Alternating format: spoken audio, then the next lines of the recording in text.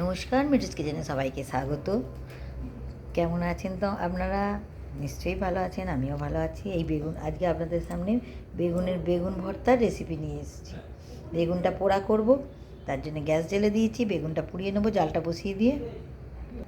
বেগুনটা পোড়া হয়ে গেছে, আমি ছাড়িয়ে নিয়েছি, দিয়ে দেখে নিয়েছি এতে পোকা পোকা আছে কি না, কিছু নেই, পরিষ্কার।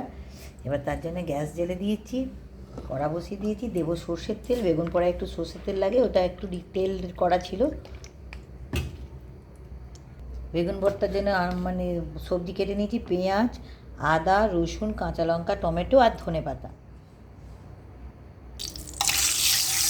তেলটা গরম হয়ে গেছে, দেবো পেঁয়াজ।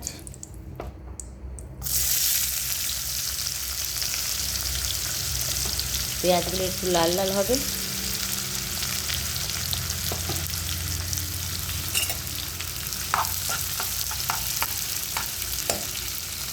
পেঁয়াজটা লাল হয়ে গেছে, এবার দেবো রসুন।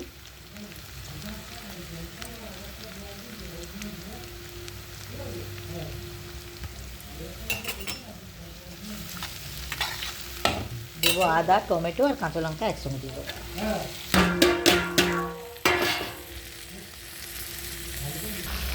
দেবো নুন। এই মশলাটার মতো নুন দিচ্ছি, কারণ বেগুনটাকে আবার দিতে হবে, এই মশলাটা যাতে নরম হয়।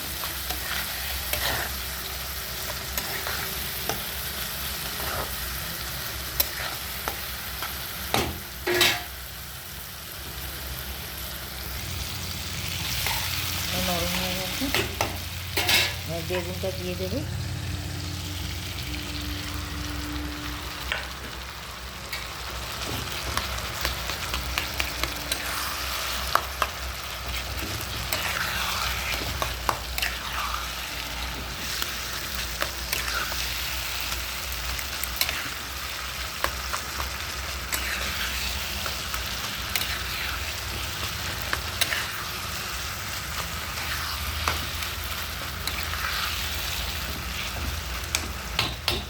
একটু মশলা দেবো আর একটু নুন। বেগুনটা দেওয়ার পর দেবো একটু হলুদ গুঁড়ো আর একটু গোলমরিচ গুঁড়ো।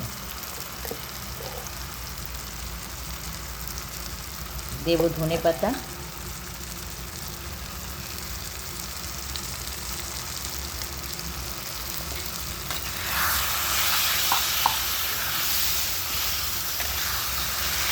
আমি অনেকটা কাঁচা লঙ্কা দিয়েছি, তাই আর গুঁড়ো লঙ্কা দিলাম না।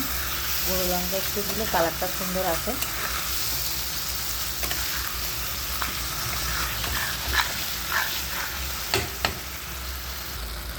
বেগুন ভর্তাটা হয়ে গেছে। বেগুন ভর্তা কত সুন্দর কালারিং হয়েছে। এবার আমি ঢেলে নেব।